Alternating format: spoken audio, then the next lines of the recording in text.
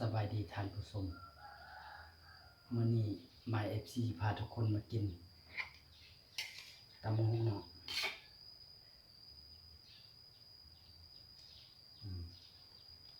ตำบักหุ่งแล้วผักกับก็มียอดกระถินได้เป็นยอดมันเนาะแล้วก็มีหมากมันมีกับเนาะแล้วก็มีผักบงใส่มาน้อยเดียวเนาะแล้วก็มีลวกยำมันต้นเนาะนี่เด้อทุกคนมาแล้วก็มีไข่เนาะลวกไข่หน่อยนึงนี่เอากินเนาะบอกว่าลายใหญ่ห้างเนาะว่าลายมันเจ็บคอเนาะ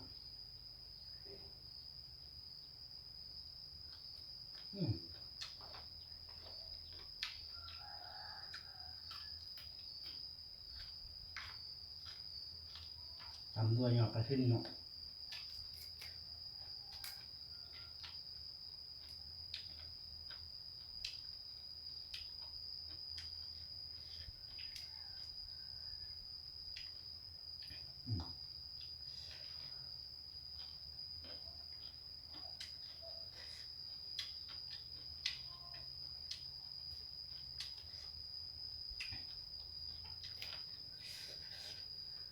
มากเนาะ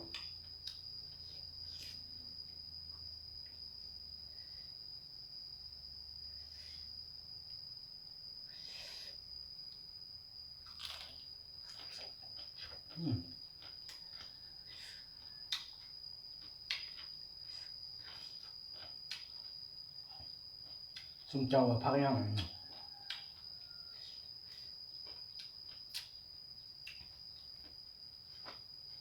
อันนี้ก็กลับได้เพิ่งกลับผู้มักขออภัยพักเพื่อนกินนะ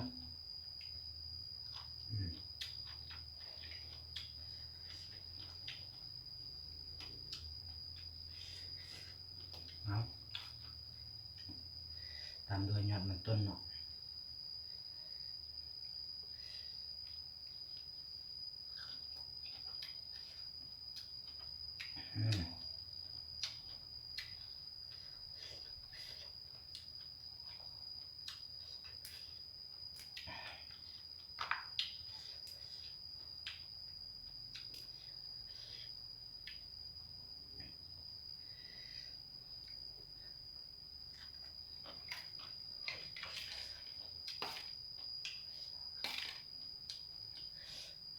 เดี๋ยวหึ่งเนาะ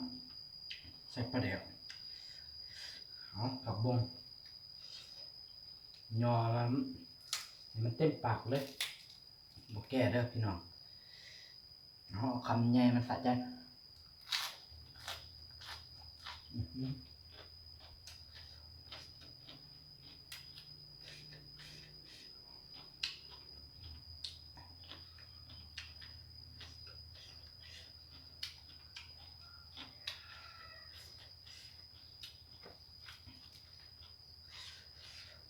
นำต้นอลังการแล้ววอลเนี่ยล่างฮะ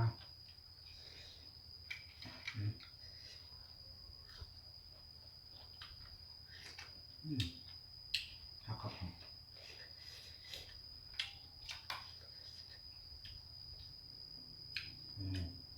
ตามด้วยไข่ลวกเนาะ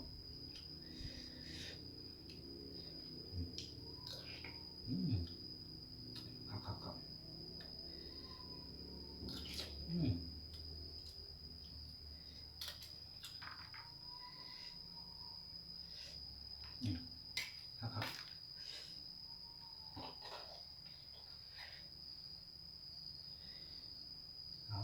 เอาแบบย่อยๆขอโทษขออภัยแล้วเนาะ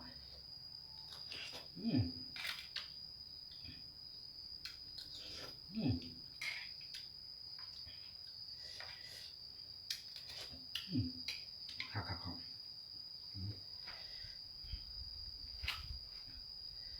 ตามด้วยอันนี้ก็ยอดมันต้นเนาะเห็ดคำใหญ่เลยให้พี่น้องเบิ่ง อืม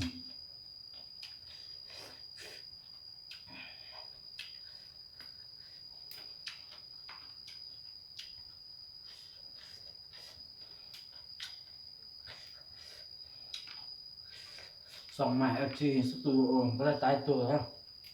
คิดจะทายอย่างก็ทาย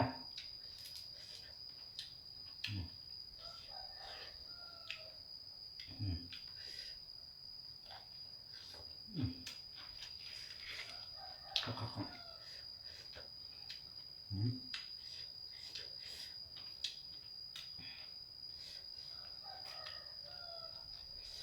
ตามโดยมากเนาะ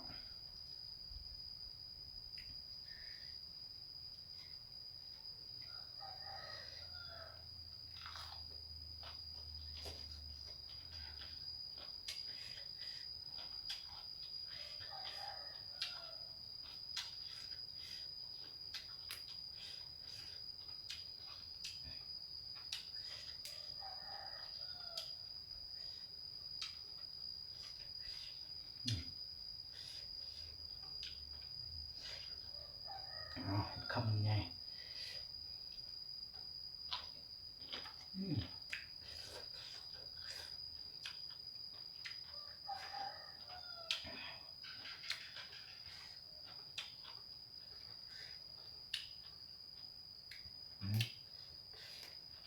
เนื้อกระทินเนาะเนื้อกับหนังมันคักคือกันเนาะ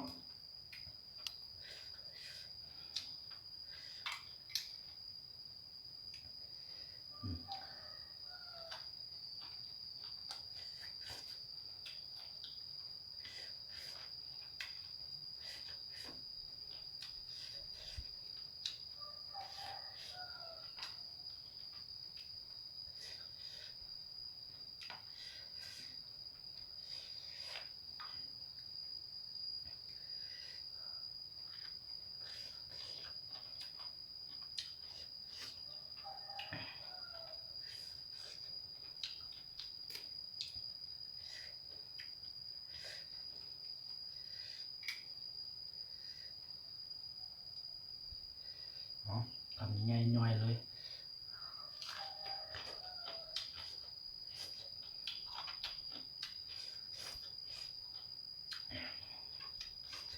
ครับ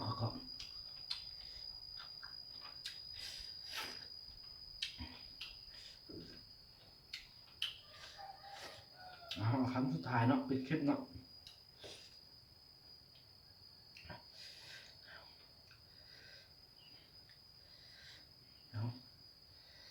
คำสุดท้ายปิดคลิป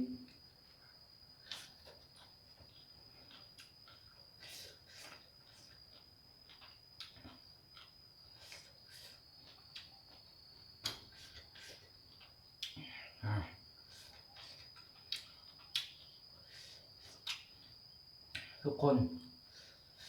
ฝากติดตามเลยเด้อฝากกดติดตามกดกระดิ่งกดไลค์กด Subscribe อะไรเด้อเดี๋ยวนี้คนติดตามมีแต่12 คนยังได้เด้จังหวัด100 คนฝากเลยเด้อฝากซองเลยเด้อซอง My FC Studio เนาะ